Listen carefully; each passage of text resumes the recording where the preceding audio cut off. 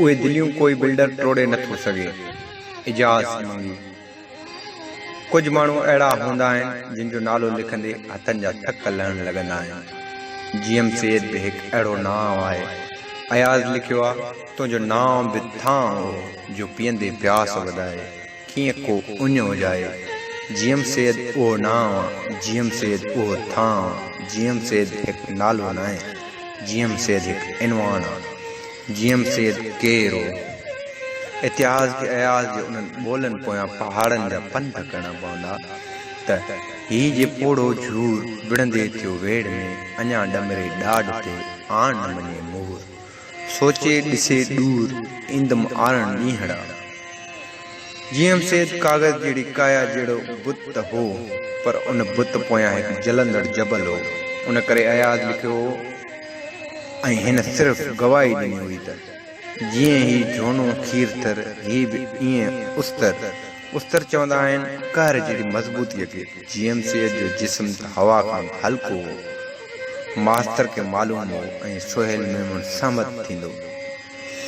GM Syed जो तन तमामु मुख़्तसर ऐं हिन जो मन तमामु घणो मोकिरो हो। जीएम सैयद छा हो, उन सवाल जो जवाबु मिली पिए सघियो जेकॾहिं फ्राइड टालिस्टा ऐं दोस्तो विस्कीअ जे तैमूर ते गोॾो गॾे वेहे हा त जीएम सैयद जे सुवाल जो जवाबु निकिरी अचे हा। दोस्तो ऐं साथियो, शुक्रियो अदा करियो उन्हनि दोस्तनि ऐं साथियुनि जो जिन हैदर मंज़िल जे हवाले सां इहो शख़्स यादि कयो, जेको ख्वाब हो, जेको खुशबू हो, जेको बाग़ी हो, जेको जादू हो। हिकु अॾो इंसान, सिंध जे ख़ातिर तारीख़ जो तमामु अॾो इंसान हो। जीएम सैयद हू हिकु फ़र्द न हो, हू हिकु फ़िक्र हो, हू हिकु ज़ात न हो, हू हिकु ज़िक्र हो, हू हिकु माण्हू न, हू हिकु मुल्क हो। हिकु अहिड़ो मुल्क जंहिं लाइ दुनिया जो नक्शो मुंतज़िर आहे।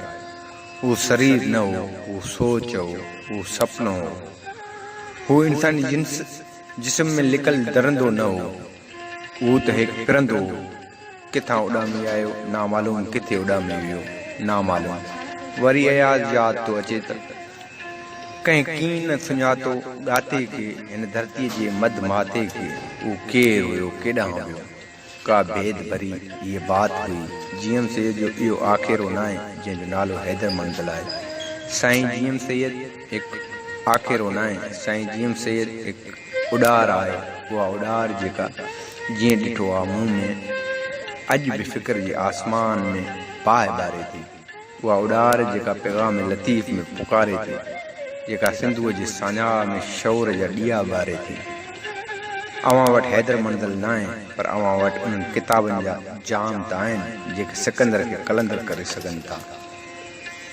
जाम मैखाने खां उत्तम हूंदो आहे।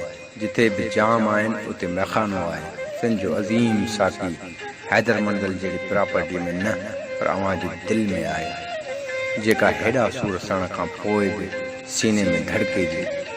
साईं जीएम सैयद क़ौमी कारकुन जी दिलियुनि में आहे। उहे दिलियूं कोई बिल्डर टोड़े नथो सघे।